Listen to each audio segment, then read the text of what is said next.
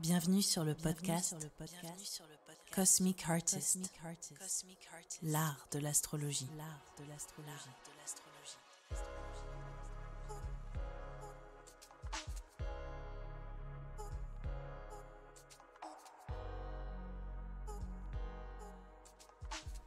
Bonjour à tous.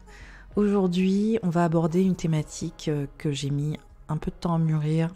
Et je ne sais pas non plus encore exactement où je vais, mais j'avais envie de parler de la polarité des besoins, de l'axe des besoins, c'est-à-dire de la maison 2 et de la maison 8, mais aussi de l'axe du taureau-scorpion.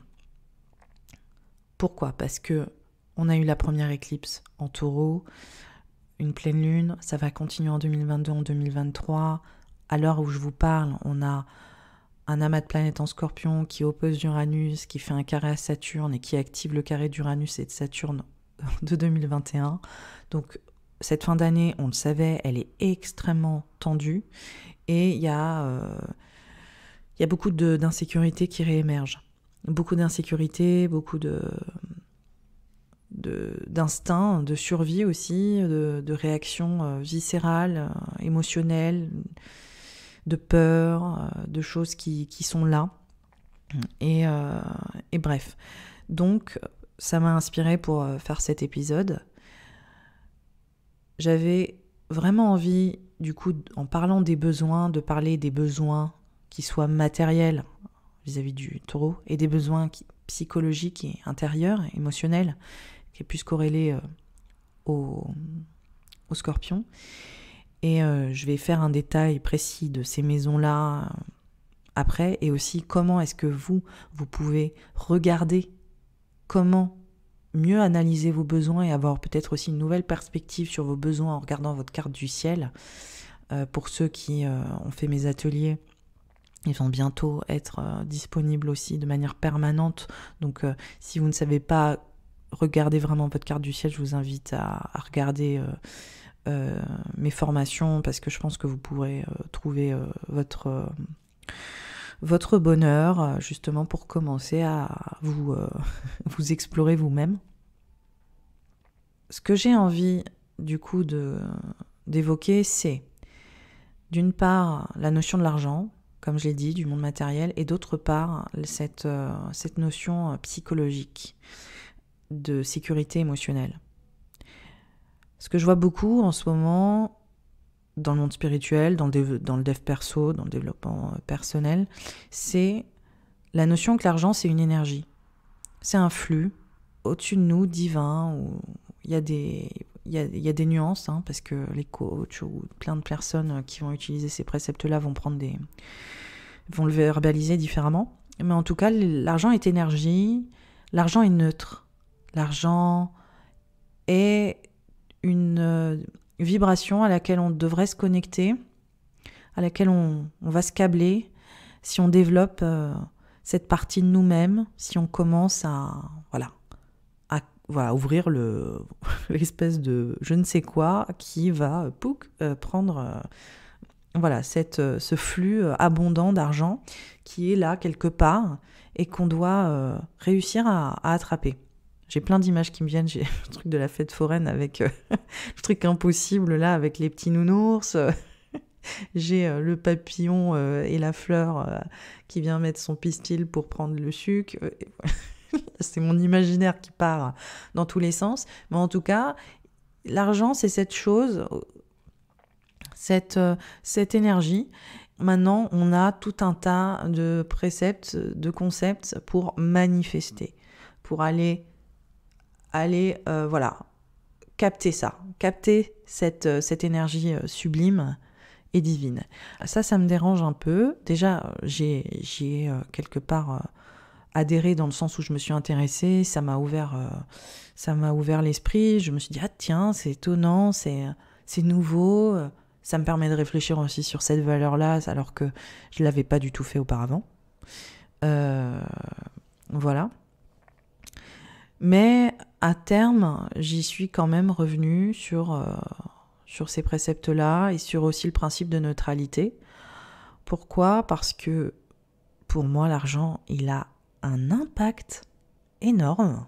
C'est pas quelque chose de neutre. Et l'autre chose qui m'a dérangée, c'est cette notion d'énergie à laquelle nous devrions nous câbler et en vibrant peut-être sur la bonne fréquence, on va le débloquer. C'est extrêmement culpabilisant. on peut vibrer, on peut être en mode super état d'esprit, super mindset, faire chanter des mantras, c'est pas du... Je ne fais jamais ça, hein, mais je sais que ça se fait, voilà. Prendre ses petites pierres, faire la totale, quoi. Et on se dit, bah zut, quoi. Je travaille tous les jours, je fais mon max, je travaille tous les jours à vibrer correct, et en fait, j'ai pas de thune. donc, à terme, ça devient quand même super culpabilisant. Et sans parler du fait que, encore une fois, c'est des préceptes ultra-occidentaux qui font de spiritualité occidentale, blanche quand même, hein, on va pas se mentir, qui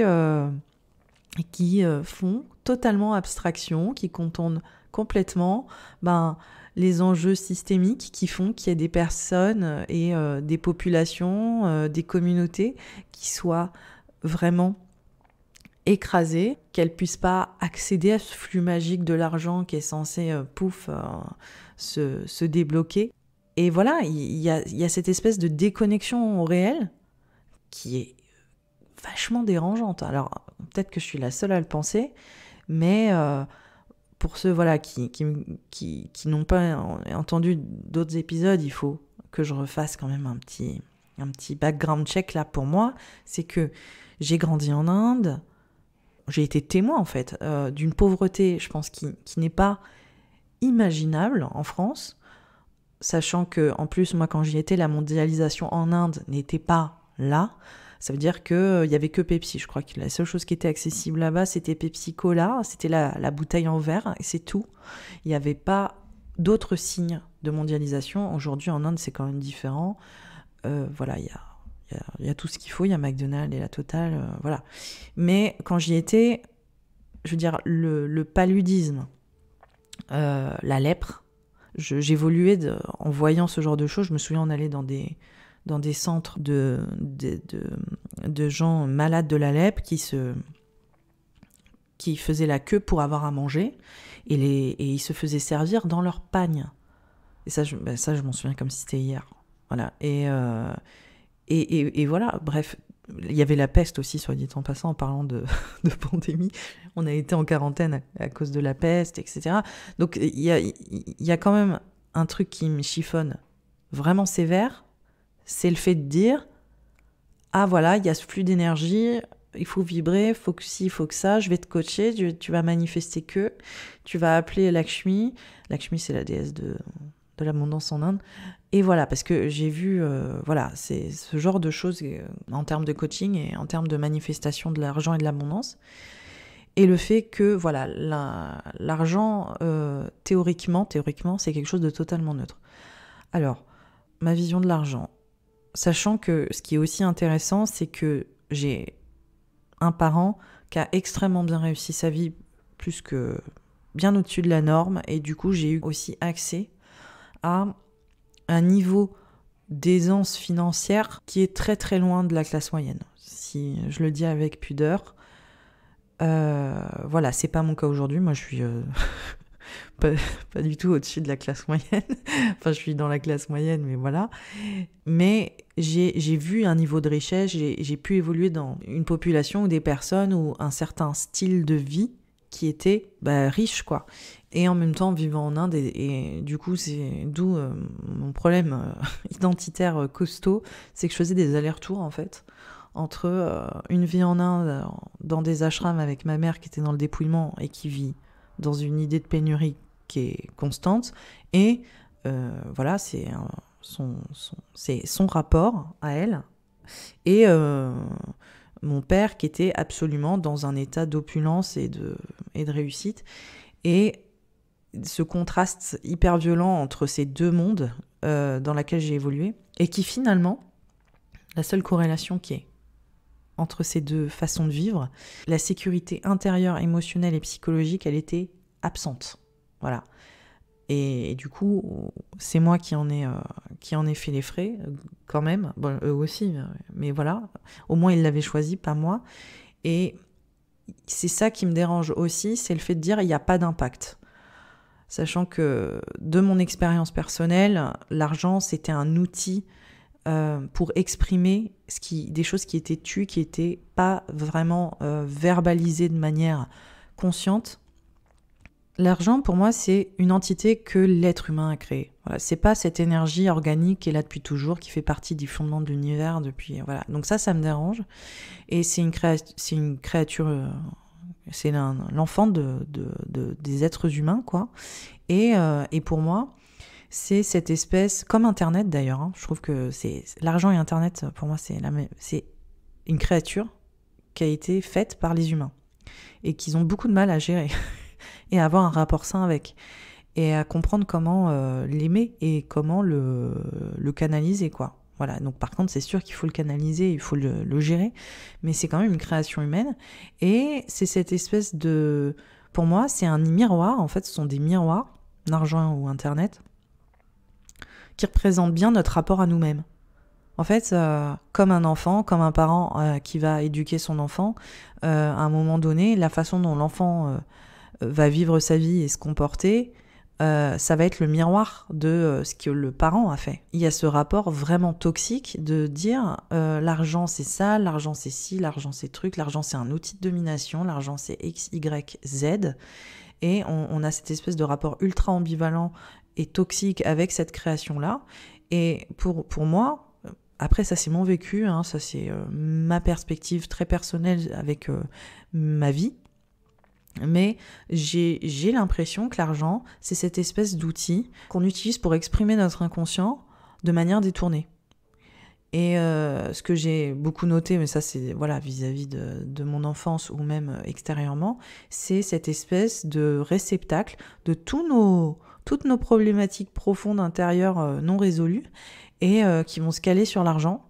Et par voie de fait qui va se caler sur notre capacité à nous sécuriser et à pourvoir à nos propres besoins. Et du coup, ça a un énorme impact avec notre héritage.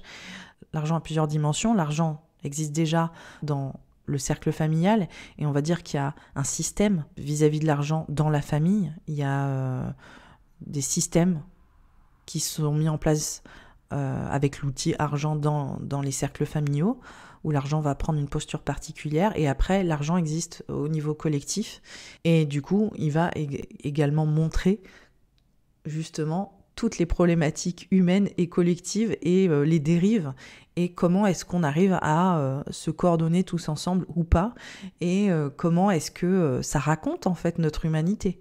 Pour moi, c'est vraiment ça. Donc, il y a l'espèce de... On parle tout le temps il y a l'inconscient collectif, mais il y a aussi l'inconscient individuel, l'inconscient familial, et comment, en fait, cette création qui est l'argent, parce qu'en plus, l'argent, c'est une création aussi familiale. Comment est-ce que la famille a créé son propre argent, le legs, l'héritage, etc., etc. L'argent, c'est cette matière qu'on a créée, cette création qui va nous permettre d'exprimer l'inexprimable, d'exprimer notre héritage psychologique, nos enjeux intérieurs, émotionnels. Et moi, ce que j'ai trouvé, comme je vous l'ai dit, très intéressant de mon côté, c'est que ça a été fondamentalement cette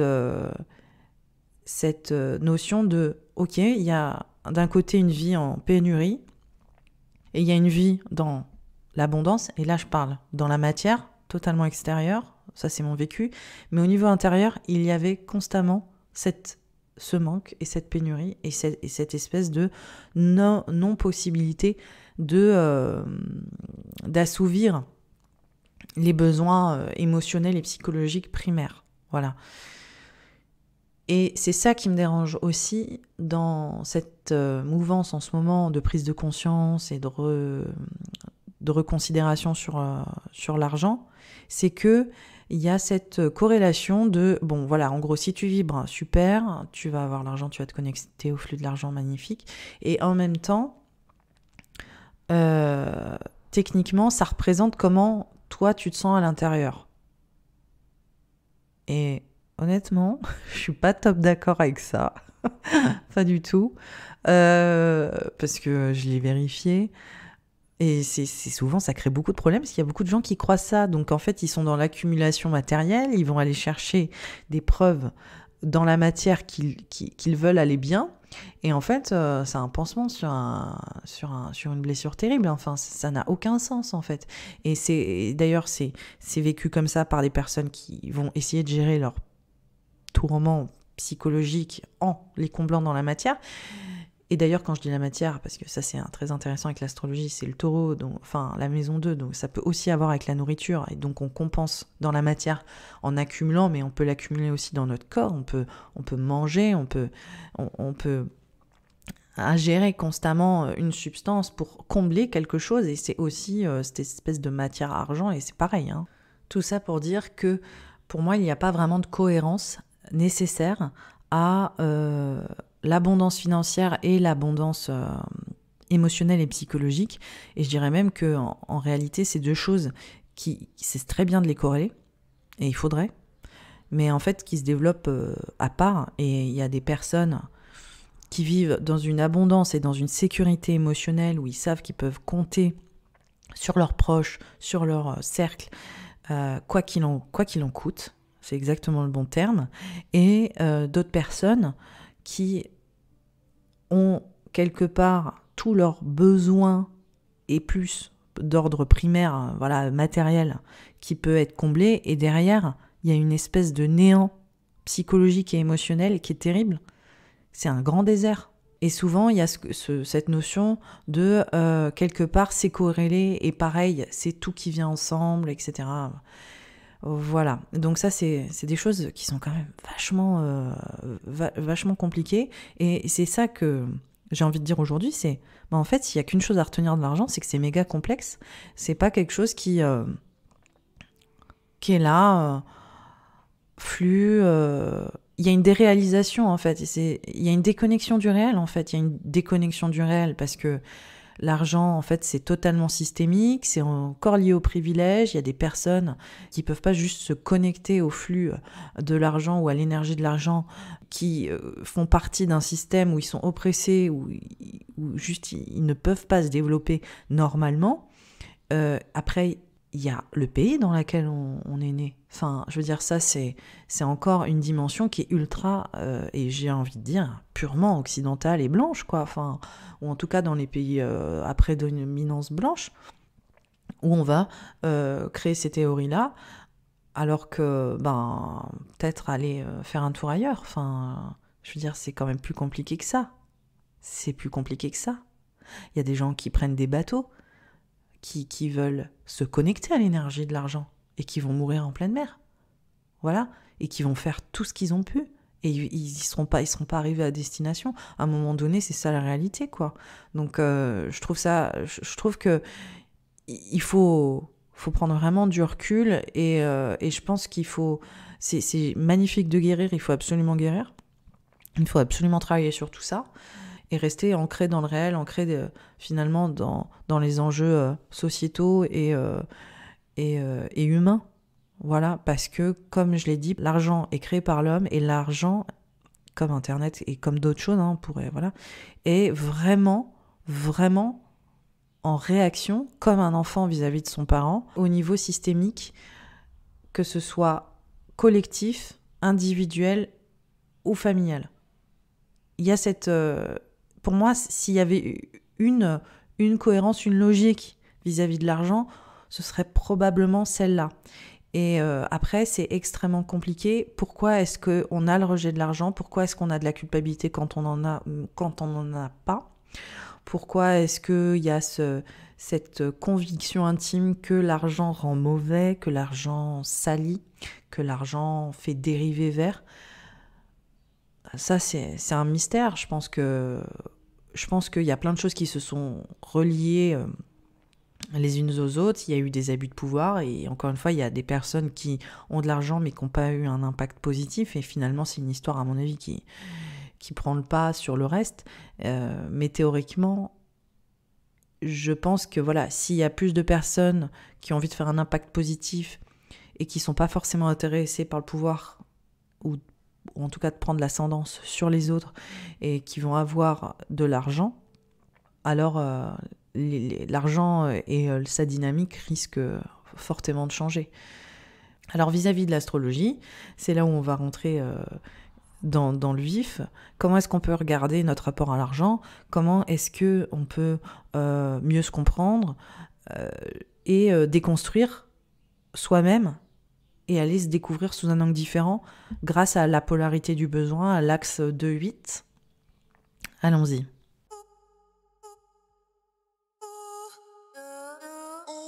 La polarité du besoin, l'axe de la maison 2 et de la maison 8, c'est de traiter les peurs sous-jacentes pour assurer notre sécurité. L'essentiel dans la vie de chacun, c'est de reconnaître nos peurs profondes et toutes les conséquences qu'impliquent ces peurs. Cet axe qui relie la maison 2 et la maison 8, elle relie aussi l'énergie du taureau et du scorpion. L'accès à nos biens qui est représenté par la maison 2 nous protège, et du coup, elle évoque le taureau, mais il faut quand même que je m'aligne sur le processus de transformation qui est représenté par la maison 8, et pas seulement sur les possessions matérielles pour me protéger. Et ça, c'est le scorpion.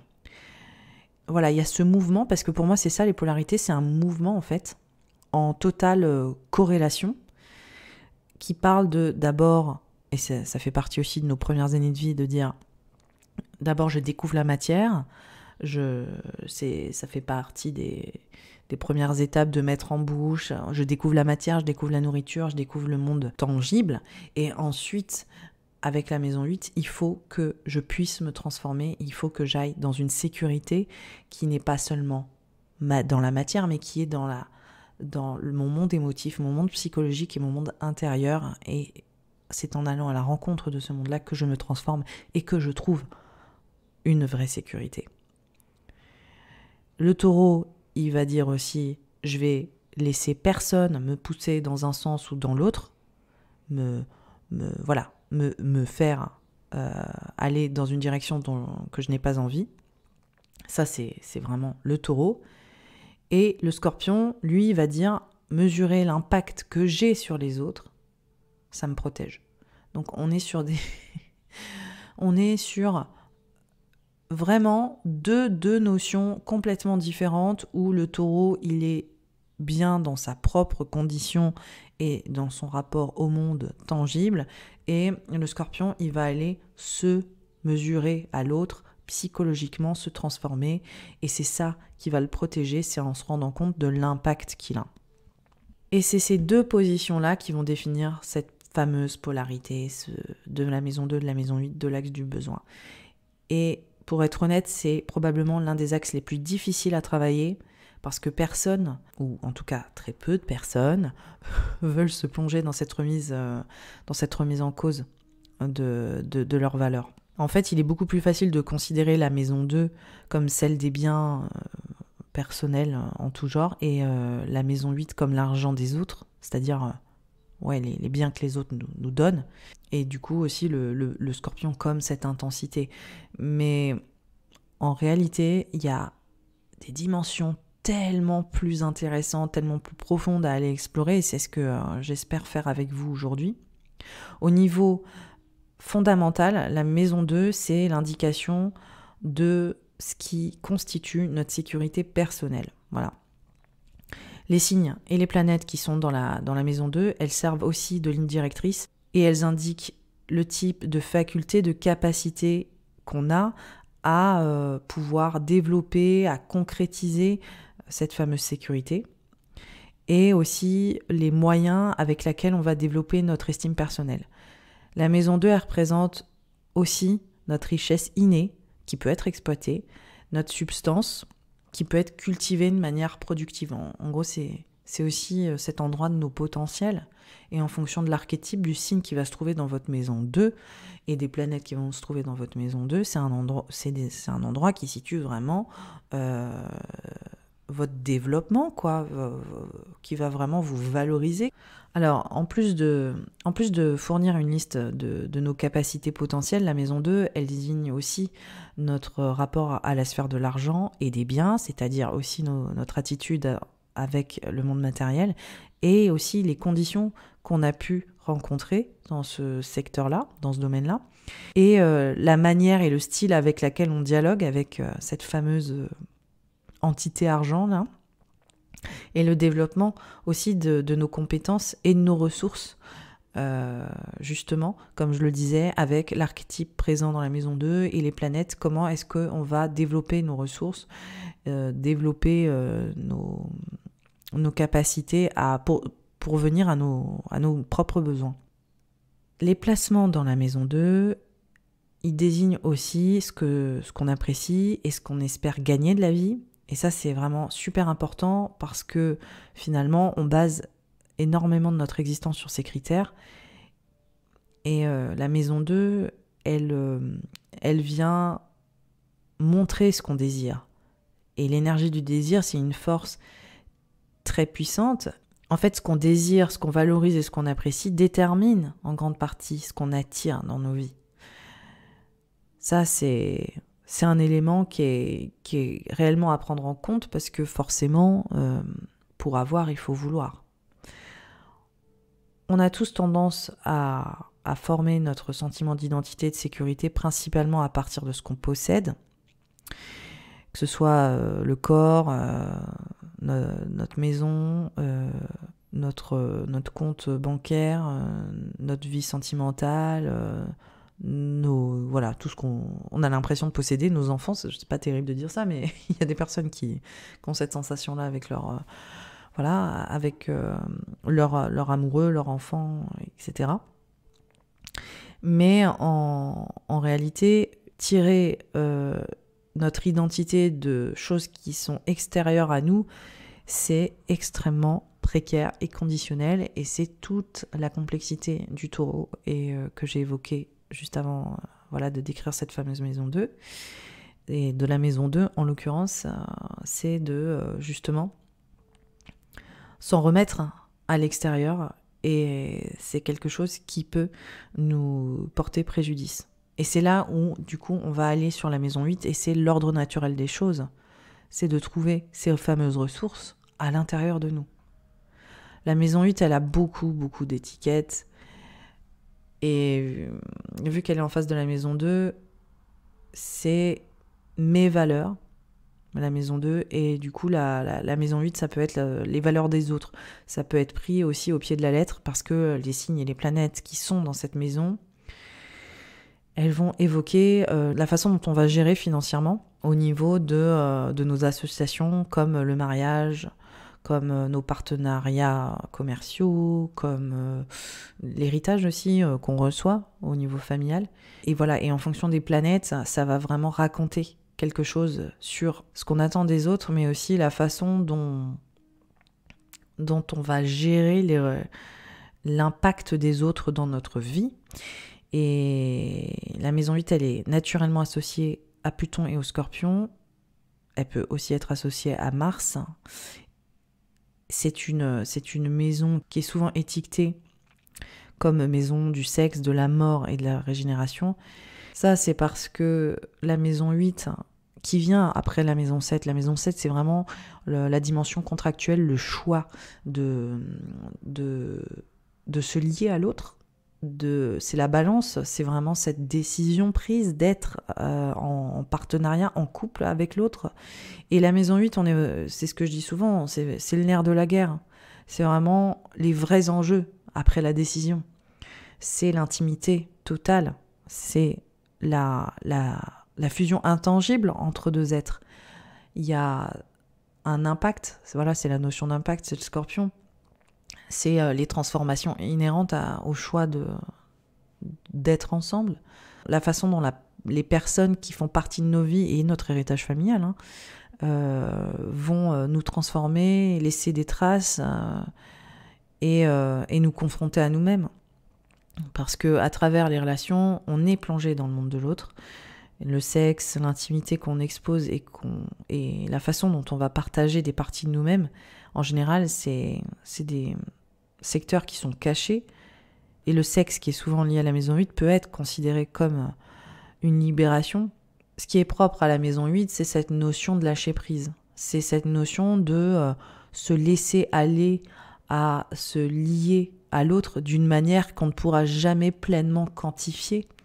Et trouver la véritable sécurité intérieure, c'est aussi lâcher prise là-dessus, accepter de se laisser aller, de s'abandonner complètement à l'autre pour vraiment réussir à atteindre un niveau de sécurité et d'accomplissement intérieur total.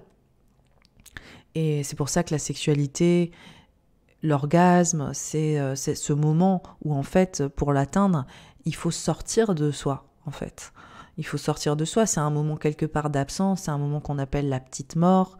C'est d'accepter que c'est une forme de dépassement de soi, l'union qu'on a avec l'autre.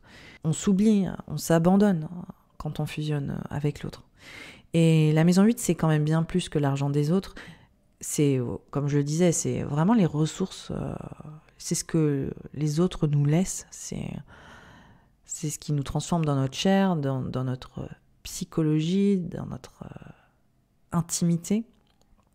La maison 8, ça décrit ce qui est partagé et la manière justement dont on fusionne et dont on s'unit. C'est, comme je disais, en développant ce qui a commencé dans la 7e maison, que la 8e maison, elle est au cœur des relations.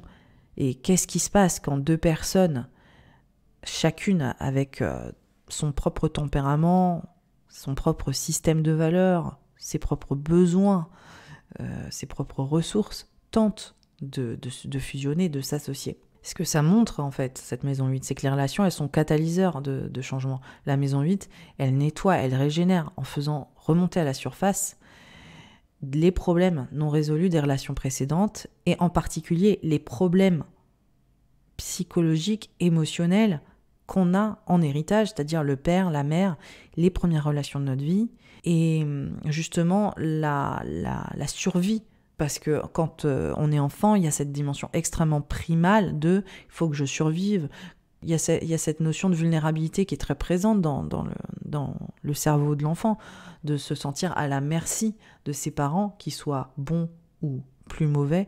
Mais il y a cette notion d'hyper-vulnérabilité et de savoir et de sentir qu'il faut être d'une certaine manière aussi pour que nos besoins soient comblés. Et ça parle de tout ça, la maison 8. Donc quand on se retrouve avec un individu et qu'on décide sciemment d'être ensemble, ça fait remonter tout ça. Et en raison du déterminisme psychologique, on a aussi cette capacité à attirer des personnes dans nos vies qui, quelque part, font écho à nos premiers schémas. Et c'est normal parce que c'est la façon dont on a été conditionné, c'est la façon dont on perçoit le monde, les choses. Et c'est ça, justement, qu'on doit déconstruire, qu'on doit rééquilibrer, on doit se remettre dans une dynamique qui est plus saine pour nous et puis changer aussi ce rapport d'échange. Finalement, la maison 8, c'est les ruines de l'enfance qui sont investies. Et en réalité, on part à la découverte de nous-mêmes, on se régénère, on se transforme au travers de nos vies sentimentales, amoureuses, justement parce qu'on va partir à la redécouverte de nos complexes, de nos problématiques. Et c'est avec le temps qu'on réussit à nettoyer certains résidus du passé qui ont affecté en fait nos perspectives de vie, qui nous ont déterminés à vivre un certain type de relation ou d'avoir un certain type de comportement dans nos relations. Et finalement, le cadeau de cette maison 8, c'est cette grande connaissance de soi, cette maîtrise de soi qui nous libère pour continuer notre chemin, mais de manière nouvelle et d'entamer ce nouveau chemin sans être encombré de plein de bagages qui nous pèsent. Du coup, là, on en revient avec tous ces principes d'argent l'argent, c'est totalement la maison 2 et la maison 8, c'est qu'il faut embrasser notre héritage, il faut le chercher, il faut aller le fouiller pour finalement aller découvrir les véritables pépites et notre véritable potentiel. C'est pour ça que le sexe, l'argent, la relation à l'autre et les dynamiques relationnelles, elles sont liées à l'argent. Elles sont liées à notre sexualité. Et c'est toujours, en plus, des milieux qui, qui communiquent ensemble, quoi. Le monde du sexe et l'argent, je veux dire, c'est on le sait, quoi. C'est culturel. Il y a ce lien, en fait, entre pouvoir, sexe et argent. Et pourquoi ? Parce que c'est le témoignage profond de nos résidus psychologiques qui sont pas du tout nettoyés, quoi. Cette dynamique de la maison 2 et de la maison 8, de l'axe du Taureau-Scorpion et de tout ce que ça amène sur l'axe des besoins, la polarité des besoins, la polarité de notre sécurité, c'est qu'elle est fondamentalement liée, la matière, à notre psychologie et à notre héritage. Et pour moi, c'est lié héritage personnel, individuel, et héritage collectif. Et l'argent, comme d'autres créatures qu'on a, ou comme d'autres entités qu'on a créées qui peuvent être sublimes, vu qu'on est dans ce désamour collectif, qu'on est dans ce rapport extrêmement compliqué, on n'a pas encore décidé justement de prendre les bonnes décisions, on est encore dans des façons de procéder qui sont extrêmement toxiques, et l'argent, c'est juste la représentation de ça. L'argent a des symptômes de nos comportements toxiques, et comme je le dis, pour moi, c'est individuel, c'est familial, et c'est... L'argent n'est que la voix de notre inconscient. La matière est liée à notre héritage psychologique, à notre inconscient, et au fait qu'on doit lâcher ce besoin d'emprise, qui est très fort. Et on doit aller vers le Scorpion, on doit se délester de ça. Donc voilà, ça c'était mes réflexions sur les notions de l'abondance, les notions de développement personnel et de l'abondance, qu'elle soit intérieure ou extérieure. Je pense qu'il y a 1 million de choses à dire. C'était vraiment ce qui me passe par la tête en ce moment. Je pense que pour moi, la meilleure façon, en fait, de travailler sur ce concept qu'est l'argent et la sécurité et nos besoins, en fait, c'est d'aller chercher dans notre héritage, d'aller comprendre comment l'outil, la création argent a fait partie du système de rapport, et comment cette entité qu'est l'argent exprimait des choses qui étaient tues. Ça, c'est vraiment mon expérience, et voilà, c'est pour ça que je la partage. Je me dis peut-être que ça va vous donner des pistes aussi. Si on se disait que c'était un message, si l'argent était juste cette verbalisation de choses refoulées et enfouies, de peur, d'émotions qui font tâche, comment est-ce que qu'est-ce que ça raconterait en fait en allant déterrer tout ça, propre à la maison 8, on pourrait mieux aller au bout de nos besoins et comprendre ce dont on a besoin réellement au fond de nous, pour l'installer au final dans la matière, pour l'installer dans le tangible. Au lieu d'aller constamment chercher, d'accumuler dans la matière et de dire il faut que j'aille, que je réussisse à atteindre ça, tel objectif, on pourrait se demander des questions comme qu'est-ce qu'on m'a appris sur l'argent ? Comment est-ce qu'on me parlait de l'argent dans ma famille ? Et quelle marque ça a laissé en moi ?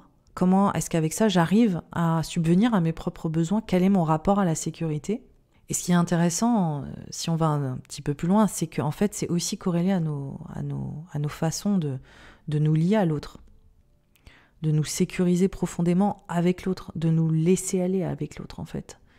Comment est-ce que ça a pu impacter cette notion de sécurité qui finalement est tentaculaire et qui régit notre sexualité, qui régit notre vie relationnelle, sentimentale et amoureuse, notre engagement et l'argent, quoi. Et en fait, tout ça, c'est des choses qui dialoguent ensemble parce qu'en fait, le maître mot, c'est nos besoins et notre sécurité.